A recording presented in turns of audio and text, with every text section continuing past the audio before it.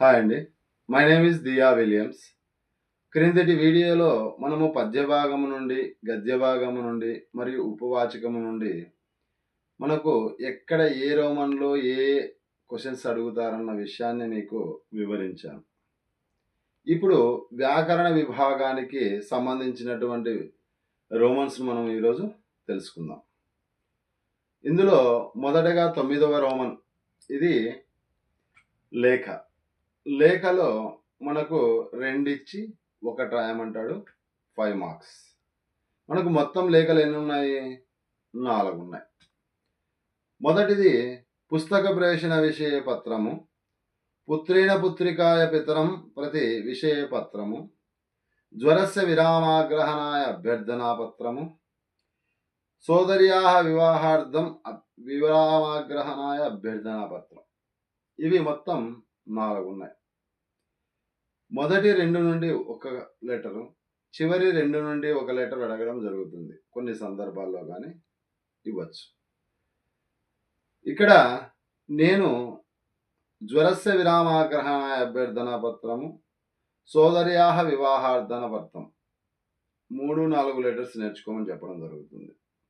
కానీ నేను ఎప్పుడైనా కానీ ఎక్స్ట్రా నేర్చుకోమని చెప్తాను టాపర్స్కి. ఇందులో 1వది పుస్తక ప్రేషణ విషయ పత్రం. మొత్తం 3 లెటర్స్ నేర్చుకుంటే టెన్షన్ పడవలసినటువంటి అవసరం లేదు. నెక్స్ట్ 10వ రోమన్. ఇది శబ్దాలు అడుగుతారమ్మా. ఇక్కడ ఏమి ఇచ్చారు? ద్వయోః శబ్దయోః సా విభక్తి రూపాన్ని లిఖత అన్నాడు. అంటే ఇక్కడ రెండింటి శబ్దాలకు మనము విభక్తి రూపకముతో శబ్దాన్ని పూర్తి చేసి ఇమ్మన్నాడు. ఎన్ని ఇస్తారు? 4 ఇచ్చారు. ఎన్ని రాయమంటారు? 2 రాయమన్నారు. ఒక్కొక్క శబ్దానికి 6 మార్క్స్. కాబట్టి 2 శబ్దాలకు 12 మార్కులు. ఇప్పుడు 4 శబ్దాలు ఎక్కడి నుండి ఇస్తారంటే పుంలింగ శబ్దం నుండి 1, స్త్రీలింగ శబ్దం నుండి 1, నపుంసకలింగ శబ్దం నుండి 1, త్రిశులింగేషు నుండి 1. ఒక్కొక్క లింగము నుండి ఇవ్వడం జరుగుతుంది. ఎక్కువగా చూడండి, పుంలింగ శబ్దాలు 4 ఉన్నాయని చెప్పాను. రామ, శివ, హరి, రవి. ఇందులో 2 నేర్చుకుంటే సేమ్ అలాగే ఉంటాయి. ఏది? రామ నేర్చుకుంటే శివ వచ్చేస్తుంది, హరి నేర్చుకుంటే రవి వస్తుంది. కాబట్టి రామశబ్దం బాగా నేర్చుకోండి. పుంలింగ శబ్దాలు. నెక్స్ట్ నపుంసకలింగ శబ్దాలు 3 ఉన్నాయి. అవి ఏమున్నాయి? వన, ఫల, వారి. వన నేర్చుకుంటే ఫల వస్తుంది. వారికి రామశబ్దానికి వారి శబ్దం. మొత్తం ఈ 3 నేర్చుకుంటే చాలు. అంటే పుంలింగ శబ్దాలు, నపుంసకలింగ శబ్దాలు ఉన్నటువంటి మొత్తం మనకు 7 శబ్దాలు ఉన్నాయి. 7 శబ్దాలు నేర్చుకుంటే చాలు, మనకు పబ్లిక్లో 2 రాయొచ్చు. ఇక 11వ రోమన్. ఇందులో ధాతువులు ఉన్నాయి.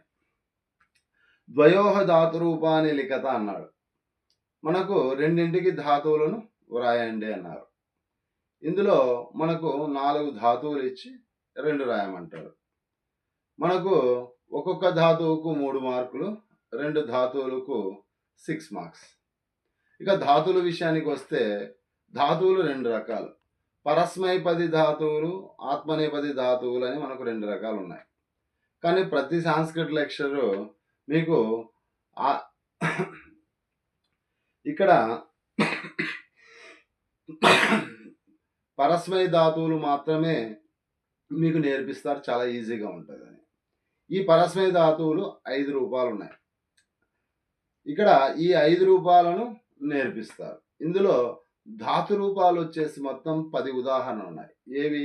మీకు అర్థమయ్యే విధంగా భూ అంటే భవాని, ఈ విధంగా నేను చెప్పలేను. కేవలం ధాతు రూపంగా మీకు ఈజీగా ఉండడం చెప్తున్నాను. చూడండి. భవ, గచ్చ, లిఖ, పఠ, ఖాద, వధ, ధావ, చెల, పిభ, పశ్య. ఈ 10 ధాతువులు 5 రూపాలు.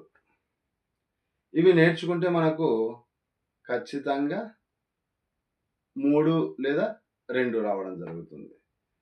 అదే ఆత్మనేపది ధాతువు నుండి కొన్ని సందర్భాల్లో 1 ఇవ్వచ్చు, 2 ఇవ్వచ్చు.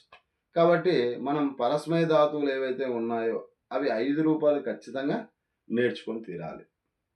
నెక్స్ట్ వచ్చేసి 12వది సంధి. ఇక్కడ సంధినామ నిర్దేశపూర్వకం విఘడయత అన్నాడు. అంటే విడదీయండి అన్నాడు. అంటే సంధి పేరు రాసి విడదీయండి అని కల్పిస్తున్నారు ఇక్కడ. మనకు 6 ఇవ్వడం జరుగుతుంది క్వశ్చన్స్. ఇందులో 3 రాయాల్సి ఉంటుంది. ఎందుకు 3ని అన్నాడు కాబట్టి. కాబట్టి మనము 3కి మాత్రమే నేర్చుకుంటే సరిపోతుంది. ఒక్కొక్క దానికి 2 మార్క్స్. సో ఇక్కడ 6 మార్కులు.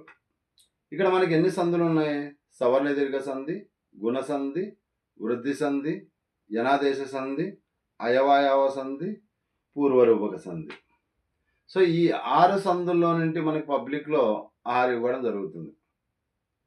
మీరు ఈజీగా ఉండాలి అని అనుకుంటే మనకు పూర్వరూపక సంధి, అయవాయవ సంధి మరియు యనాదేశ సంధి ఈ 3 నేర్చుకుంటే సరిపోతుంది. ఎందుకు? యనాదేశ సంధిలో 5 ఉదాహరణలు ఉన్నాయి. అయవాయవ సంధిలో 4 ఉన్నాయి. పూర్వరూపక సంధిలో 5 ఉన్నాయి. మొత్తం 14 సంధి మీరు నేర్చుకుంటే 6 మార్క్స్ వస్తాయి. విడదీయడానికి కానీ కలపడానికి కానీ 6 మార్క్స్ ఇక్కడ విడదీయడానికి. సో సవర్ణ దీర్ఘ సంధి, గుణ సంధి, వృద్ధి సంధి ఇవి 3 మీరు నేర్చుకోగలిగితే ఈజీగానే ఉంటుంది. కాబట్టి సవర్ణ దీర్ఘ సంధి మాత్రం రాసేటప్పుడు కలిపిన దాన్ని విడదీసిన దాన్ని కలపడం ఈజీగానే ఉంటుంది. కానీ కలిపి ఉన్నదాన్ని విడదీసేటప్పుడు దీర్ఘం దేనికి ఉంటుంది, దేనికి దీర్ఘం ఉండదు అని మాత్రం గుర్తించాల్సి ఉంటుంది. కొద్దిగా కష్టంగా ఉండొచ్చు. కొంత మీరు నేర్చుకోగలిగితే ఈజీగా ఉంటుంది. కానీ ఏవైనా కానీ 4 నేర్చుకుంటే సరిపోతుంది. ఎందుకంటే నేను ఎప్పటికీ ఒకటి చాయిస్‌గా రాయమని చెప్తాను. Next 13వ Roman. సంధినామ నిర్దేశపూర్వకం సందత్త అన్నాడు. ఇప్పుడు విడదీసినటువంటి దాన్ని కలపమని చెప్తున్నారు. ఇవి కూడా 6 ఇవ్వడం జరుగుతుంది.